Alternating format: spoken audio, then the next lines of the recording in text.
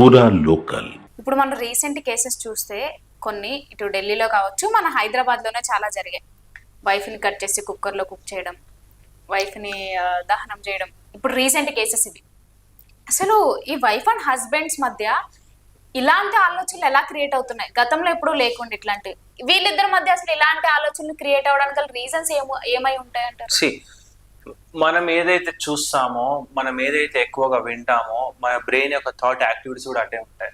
నేను ఈ యొక్క స్టేజ్ నుంచి చెప్తున్నా, చాలా మంది ఇప్పుడు సోషల్ మీడియా కావచ్చు, టీవీ న్యూస్ ఛానల్స్ కావచ్చు, అండ్ అదే విధంగా రకరకాల ఈరోజు మీరు సూసైడ్స్ గురించి, మర్డర్ గురించి ఇంత ప్రాపర్గా చెప్పినారు. 10 days బ్యాకే మన తెలుగు అమ్మాయి రన్నింగ్ లో గోల్డ్ మెడల్ తీసుకొచ్చింది, కానీ అది ఎవరు కవర్ చేయలేదు. అంటే నేను అనేది ఏంటంటే, సమాజంలో ఎన్నో ఉపయోగపడే విషయాలు చాలా ఉన్నాయి, మనము వాటిని ప్రమోట్ చేయాలి. ఎప్పుడైతే వాటిని ప్రమోట్ చేస్తామో కొత్త విషయాలు కూడా నేర్చుకుంటా ఉంటారు. సో ఇట్లాంటివి ఏవైతే సమాజానికి అగేన్స్ట్ గా పోతున్నాయో, కొన్ని యాక్టివిటీస్ రాంగ్ గా వస్తున్నాయో, వాటిని కవరేజ్ చేయడం అనేది కొంచెం తగ్గిస్తూ, పాజిటివిటీని పెంచుతూ, ఆ యొక్క అవేర్నెస్ ని ఆ విధంగా ఎప్పుడైతే తీసుకెళ్తామో ఆ రోజు ఈ యొక్క ఆలోచనలు చేంజ్ అవుతుంటాయి. ఇప్పుడు ఫర్ ఎగ్జాంపుల్, ఇప్పుడు భార్యాభర్తలు అందరి మధ్యలో గొడవలు అవుతాయి, దట్ ఈస్ వెరీ కామన్. మరి గొడవ పడ్డ ప్రతి ఒక్కరు చంపేయరు కదా, గొడవ పడ్డ ప్రతి ఒక్కరు చంపేసి ముక్కలు చేసి బ్యాగ్ లో వేయడం, ఉడకబెట్టడం ఇట్లాంటివి ఉండవు కదా. సో ఎవరైతే ఈ యాక్టివిటీ చేసినారో వాళ్ళకి ఏదో ఒక మానసిక జబ్బు ఉండొచ్చు 100%. అది ఎట్లాంటి మానసిక జబ్బు అనేది ఆ వ్యక్తిని మనము చూస్తే, ఆ వ్యక్తితోని ప్రాపర్ గా కూర్చొని, లేదా అతని స్కిజోఫ్రేనియా ఉందా, లేదా బైపోలార్ ఉందా, లేదా సైకోసిస్ ఉందా, లేదా పర్సనాలిటీ డిజార్డర్స్ ఉన్నాయా. సో రకరకాల డిజార్డర్స్ ఉంటాయండి. కేవలం ఓన్లీ ఒక వ్యక్తి ఇట్లా చేసిండు కదా అంటే, ఆ వ్యక్తికి వెనకాల ఏముందో, ఆ వ్యక్తి జబ్బేంటో, ఆ వ్యక్తి ఎలాంటోడో అనేది ఇది చాలా పెద్ద సైన్స్. ఇప్పుడు ఫర్ ఎగ్జాంపుల్ కరోనా వచ్చింది, కరోనా వచ్చినప్పుడు లంగ్స్ ఖరాబ్ అయినాయి, అందుకని దానివల్ల చనిపోతున్నారని చెప్తున్నారు. ఎందుకంటే అది ఇంటర్నల్ గా ఒక ఆర్గాన్ డ్యామేజ్ అవడం వల్ల చనిపోతున్నారు. అర్థమైందా? కరోనా అనేది ఒక వైరస్, ఆ వైరస్ అనేది లంగ్స్ కి ఎఫెక్ట్ చేస్తుంది, దాని వల్ల నువ్వు చనిపోతున్నావు. సో అందరు యాక్సెప్ట్ చేస్తారు.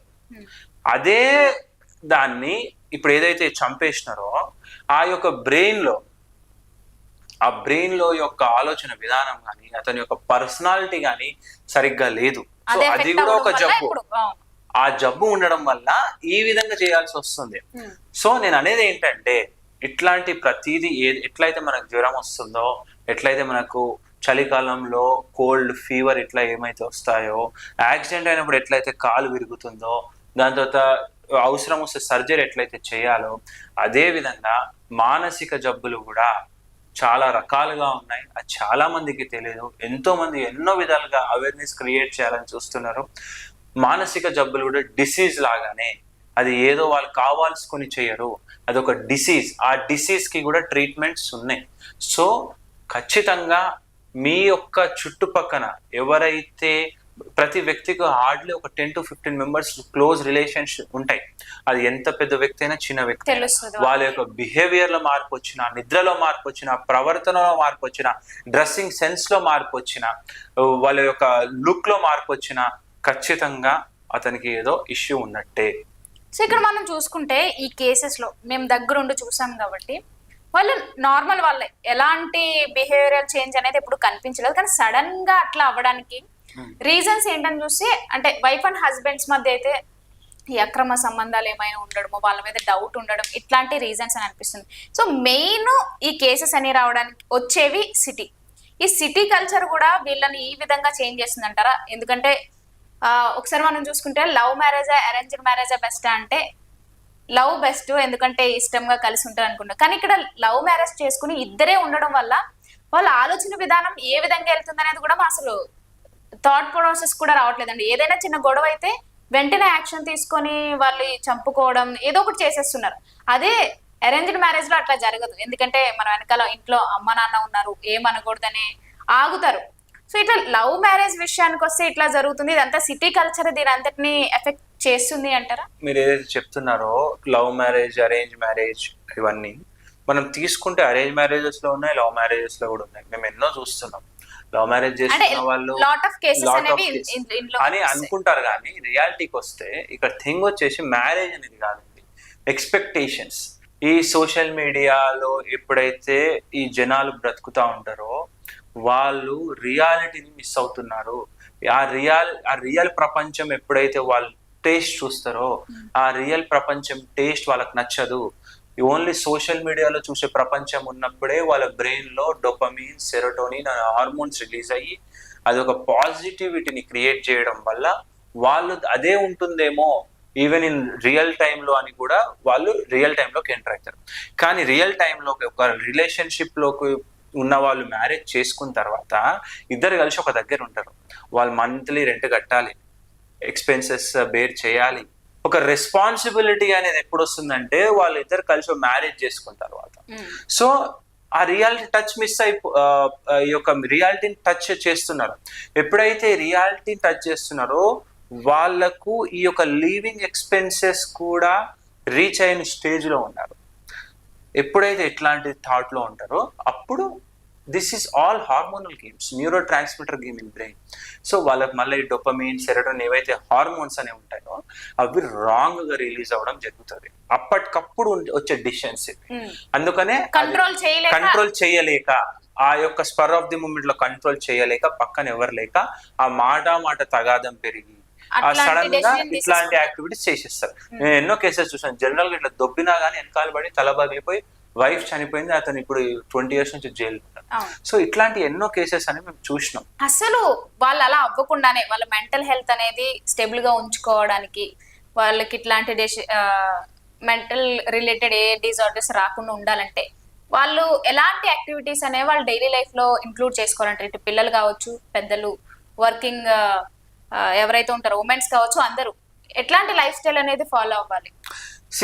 ఒక్కొక్కరి ఇప్పుడు ఏదైతే ఉందో mental health is most priority ఈ రోజుల్లో. ఆ మెంటల్ హెల్త్ మోస్ట్ ప్రియారిటీ అన్నప్పుడు ఒక్కొక్కరి యొక్క లైఫ్ లో ఒక్కో విధంగా ఉంటుంది. సో మేజర్ గా ఓవర్లాప్ గా చెప్పాలంటే ప్రతి ఒక్కరు గోల్ డైరెక్టెడ్ లైఫ్ ఉండాలి విత్ మినిమం ఎక్స్పెక్టేషన్స్. అండ్ అదే విధంగా వాళ్ళ యొక్క యాక్టివిటీ అనేది లేదా రెగ్యులర్ ఎక్సర్సైజ్ కానీ, the diet they eat and వాళ్ళ యొక్క కనెక్ట్స్ కానీ, అండ్ అదే విధంగా వాళ్ళ యొక్క తీసుకునే ఆహారం అండ్ ఈ వ్యసనాలకు దూరం ఉండడము, ఆ నిద్ర ప్రాబ్లమ్స్ నుంచి బయటపడడం. సో ఇట్లాంటిది ఓవర్లాప్ గా. సో కొన్ని మానసిక జబ్బులు జెనెటిక్ గా ఉంటాయి, రకరకాలుగా ఉంటాయి అన్నమాట. సో ఎవరికైతే ఇష్యూ ఉంటుందో, ఎవరికైతే చిన్న ప్రాబ్లం వస్తుందో చాలా యాప్స్ ఉన్నాయి. వెంటనే with in minute or with in seconds కూడా కనెక్ట్ అవ్వచ్చు. డాక్టర్స్ కూడా ఎంతమంది అవైలబుల్ ఉన్నారు. Just reach out. ఇప్పుడు జనరల్ గా మనం ఒక రెస్టారెంట్ పోతే 1000 rupees అవుతుంది.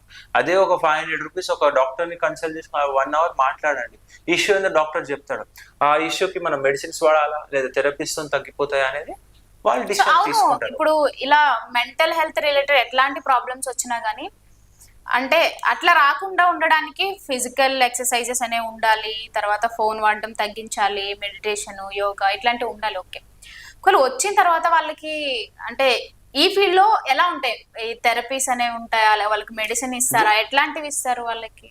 జబ్బుని బట్టి ఉంటుందండి. వాళ్ళకి ఏదైతే అది ఆ జబ్బు మెడిసిన్స్ తో తగ్గుతుందా లేదా వేరే అడ్వాన్స్ ట్రీట్మెంట్స్ ఉంటాయి. ఎలక్ట్రోకన్వల్సివ్ థెరపీ అని, బయోఫీడ్బ్యాక్ థెరపీ అని, ఆర్టీఎంఎస్ అని, అండ్ కొంతమంది థెరపీస్ తోని మినిమల్ చాలా ఇనిషియల్ స్టేజ్ లో ఉన్న థెరపీస్ తోని వర్కౌట్ అవుతుంది. కొంచెం క్రోనిక్ స్టేజ్ లో మెడిసిన్స్ తోని వర్కౌట్ అవుతుంది. సో అది patient to patient varies. Complete గా అది ఏ స్పెక్ట్రమ్ లో పడుతుంది, అది ఏ జబ్బు, అవన్నీ కంప్లీట్ గా ఒక పేషెంట్ అసెస్ చేసిన తర్వాత తీసుకునే డిసిజన్. సో అట్లా అన్నమాట. చూసాం కదా, మొత్తానికి ఈ మెంటల్ హెల్త్ రిలేటెడ్ ఎట్లాంటి డిజార్డర్స్ అయినా కానీ వాళ్ళకి ముందు నుంచి ఆ సిమ్టమ్స్ ఉండడం వల్ల ఇప్పుడు ఈ కేసెస్ అనేవి వస్తున్నాయి. సో అవి రాకుండా ఎట్లాంటి జాగ్రత్తలు తీసుకోవాలనేది కూడా డాక్టర్ గారి మాటలో విన్నాం. ఇప్పుడున్న సిచ్యువేషన్ లో ఈ సిటీ లైఫ్ లో ఉన్న ప్రతి ఒక్కరు కూడా జాబ్ చేసే వాళ్ళు కావచ్చు, పిల్లలకు కూడా తల్లిదండ్రుల దగ్గరుండి వాళ్ళకి ఫిజికల్ గా యాక్టివ్ గా ఉండేలా చేయాలి. అలాగే వాళ్ళని ఫోన్ కి ఎడిక్ట్ అవ్వకుండా వాళ్ళ దగ్గరుండి చూడడం, అలాగే ఇటు జాబ్ చేసే వాళ్ళు కూడా వాళ్ళ టైం టు టైం స్లీప్ ఉండే విధంగా, డైట్ ఉండే విధంగా చూసుకోవడం, అలాగే ఇప్పుడున్న ఈ యొక్క అంటే పొల్యూషన్ బేస్డ్ అంత సిటీ అంతా పొల్యూటెడ్ గా ఉంటుంది కాబట్టి దాన్ని అంతటిని దృష్టిలో పెట్టుకొని ఎలా లైఫ్ స్టైల్ అనేది ఏ విధంగా ఉండేదని కూడా ప్లాన్ చేసుకోవాలి. అలాగే ఒకవేళ ఇప్పుడు ఇలాంటి కేసెస్ వస్తున్న తరుణంలో ఎవరిలో అయినా మన ఫ్రెండ్స్ లో ఎలాంటి సిమ్టమ్స్ మనకి తేడాగా కనిపించినా కానీ వెంటనే సైకాట్రిస్ట్ని మనం కన్సల్ట్ అవ్వడం అనేది చేయాలి. అప్పుడు ఇట్లాంటి కేసెస్ అనేవి తగ్గించవచ్చు అనే విషయాలన్నీ కూడా మన డాక్టర్ ద్వారా తెలుసుకున్నాం. మరిన్ని విషయాలతో మళ్ళీ కలుద్దాం. చూస్తూనే ఉండండి పూరా లోకల్.